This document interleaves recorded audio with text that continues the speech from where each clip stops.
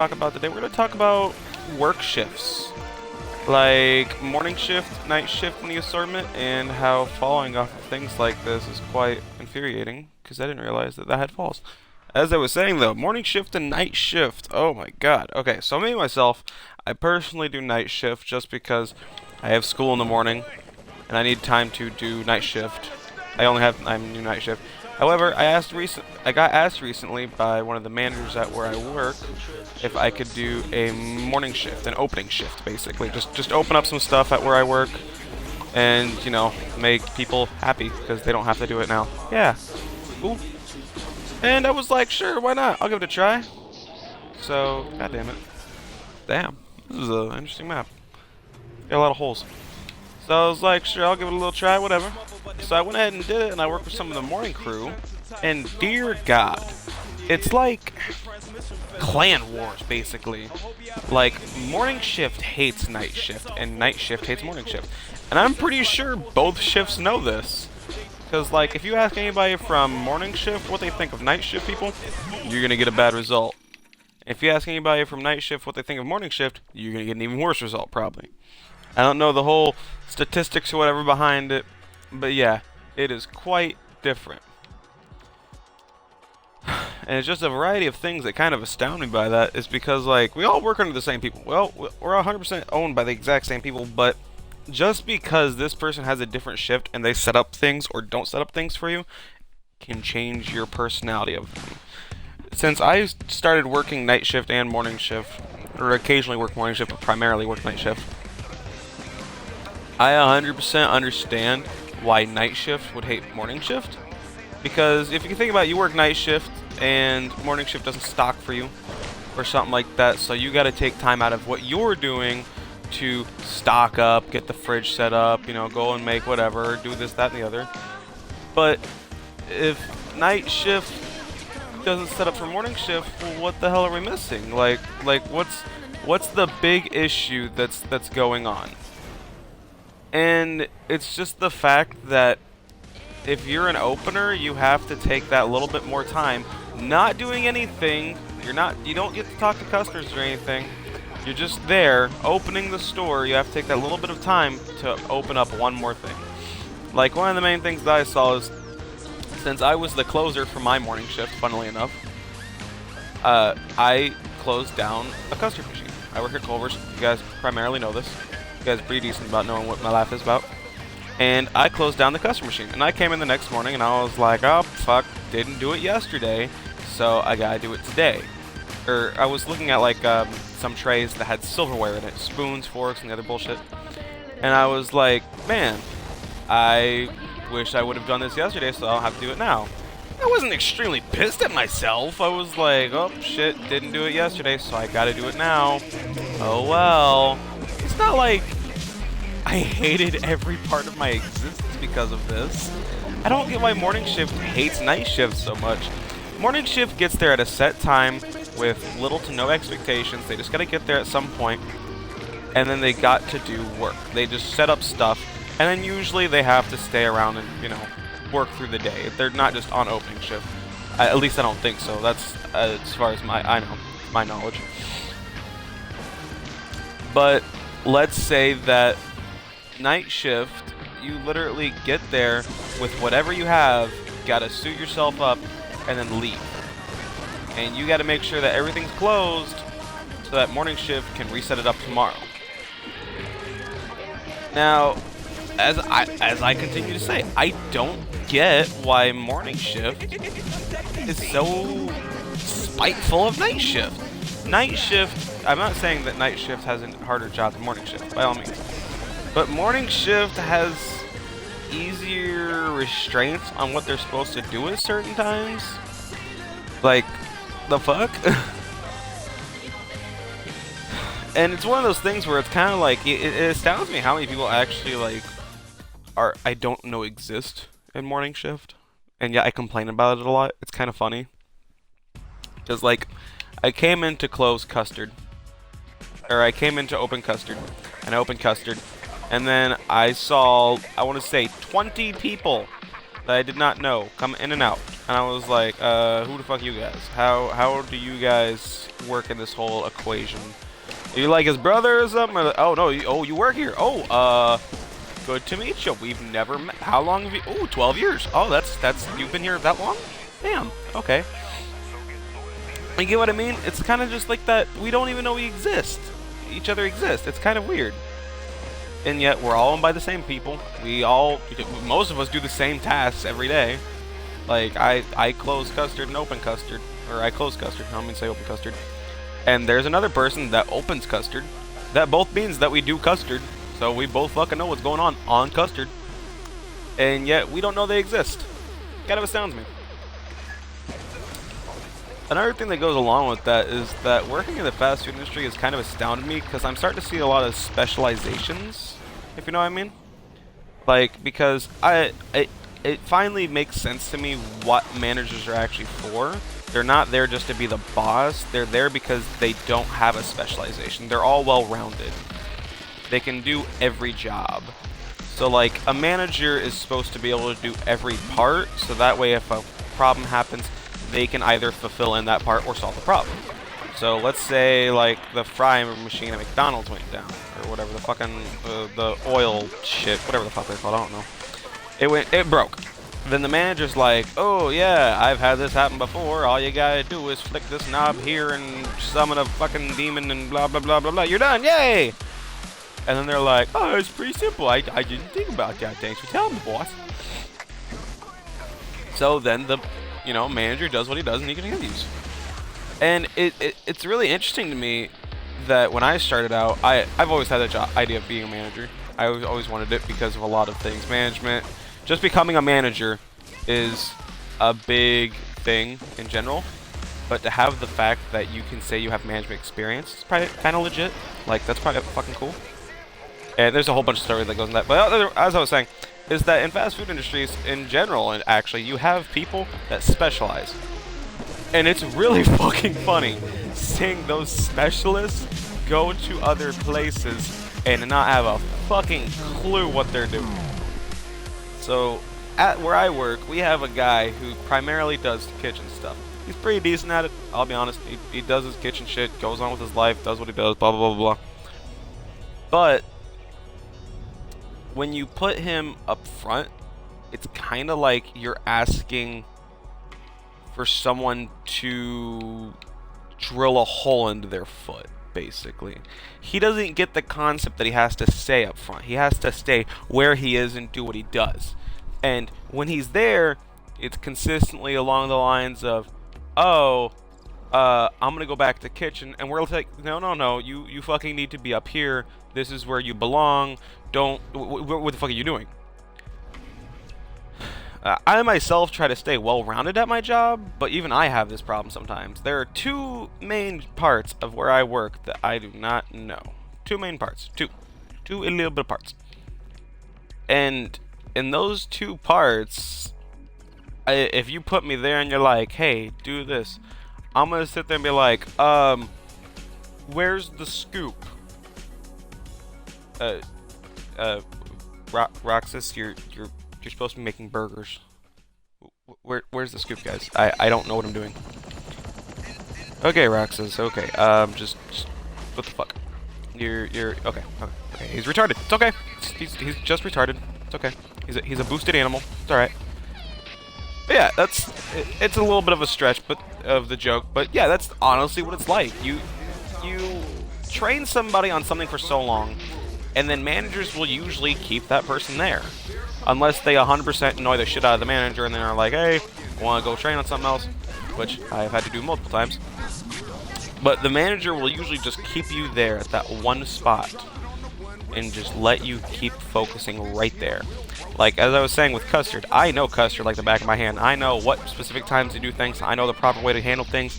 I know the routines to go through stuff. But you put me on grill and it's like you just gave a monkey a freaking Rubik's Cube. He's not going to know what he's going to do with it. He doesn't even know there's a task involved in it. He just knows that there's something in his hand now and that he's supposed to be doing something with it. And I think that that is one of the funniest goddamn things in the world. Even though I've experienced it, you've got to laugh a little at your life. I mean, it's quite embarrassing. It is. It honestly is. But you have to learn. And that's why I'm getting back to the manager things. It's like, if you can have a manager, like a GM or whatever, that can do all those tasks flawlessly, that's what you should aspire to be in your job. You should aspire to be that one dude who can do every job, no matter what the owner says or whatever. If somebody is like, hey, come do this, you're like, alright, done. Oh, you're gonna do it? No, it's already done. I finished it while you were looking away. It's completely done. And then the person's just gonna be like, wait, what? Because he's that good. I would like to be that good. And I even still have problems with where I'm at, the Custer region. I have problems there. Because when we get hit with the rushes on Fridays and Saturdays, ooh, dear God, I'm fucking dead. That shit will kill me. I'll be set behind like 2 hours. Done. No chances. No nothing. Just, yeah, I'm fucking out. But it's really hard to understand what actually goes through the process of trying to learn every position like that, and then the time and experience you need to practice all those positions.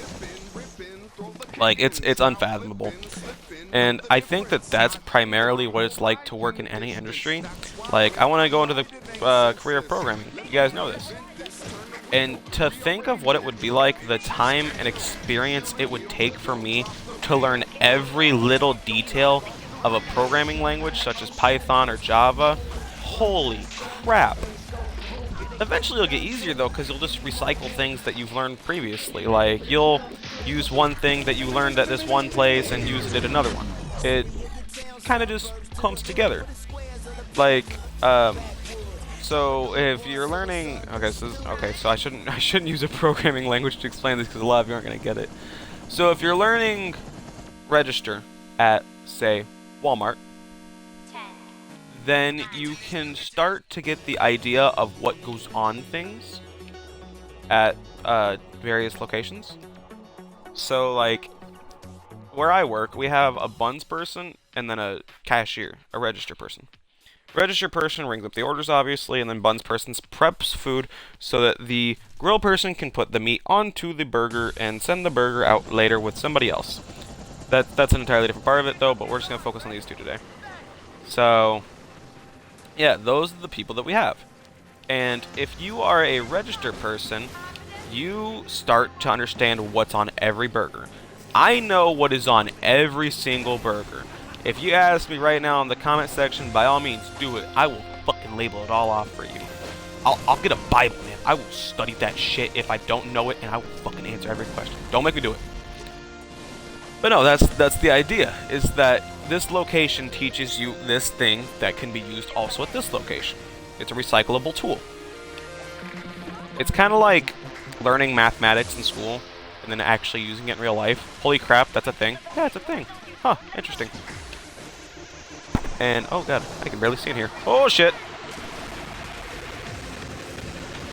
Sorry, trying to focus for like 2 seconds. But yeah, that's a legitimate thing.